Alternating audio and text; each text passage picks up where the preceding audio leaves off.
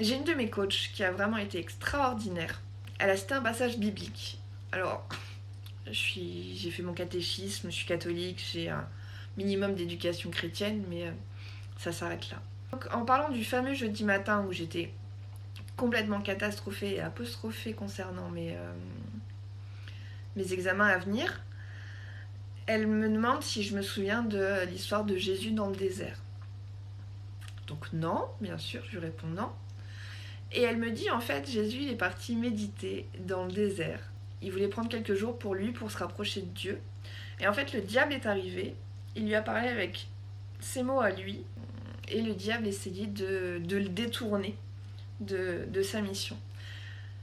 Et je lui dis ok, sur le coup j'ai pas trop compris.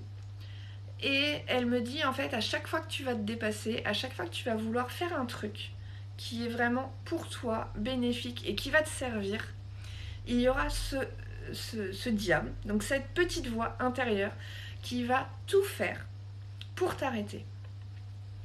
Donc je la remercie pour cette métaphore, je raccroche, et 2 heures après, je me dis mais ouais c'est dingue, en fait je suis en train de faire un programme qui m'encourage à être dans le leadership, alors que moi j'avais vraiment une peur d'être visible. En fait j'avais la croyance que si je me faisais remarquer, on allait me taper. Comme un clou, vous voyez, une rangée de clous, un clou qui dépasse, forcément il va se prendre le coup de marteau.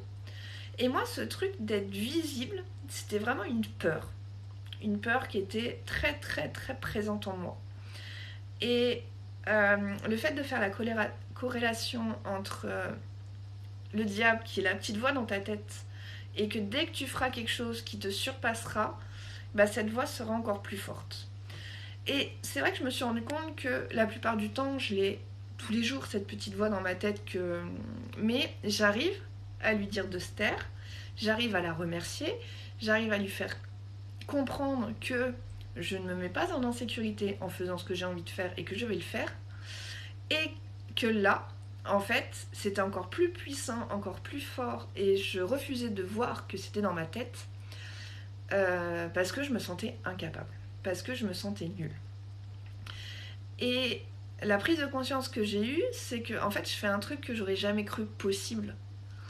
Et forcément, c'est comme sauter du plongeoir en fait. Quand vous allez vous approcher du plongeoir de 10 mètres, et là, il y a deux possibilités, soit tu sautes, soit tu descends, tu fais demi-tour. Et la petite voix dans la tête, elle est super puissante à chaque fois que c'est une nouveauté. Et elle sera toujours là, et j'ai beaucoup aimé cette analogie avec le diable. La petite voix dans ta tête, le diable. Et en fait, quand tu percutes ça, tu dis vas-y, en gros, tout ce qui sort de ma tête, en général, ça va être juste pour un maintien de sécurité, enfin, vous faire stagner. Donc voilà, si ça a pu vous aider à prendre conscience que cette petite voix dans votre tête, on l'a tous, elle est toujours là, elle se manifestera toujours, même après des années et des années de développement personnel.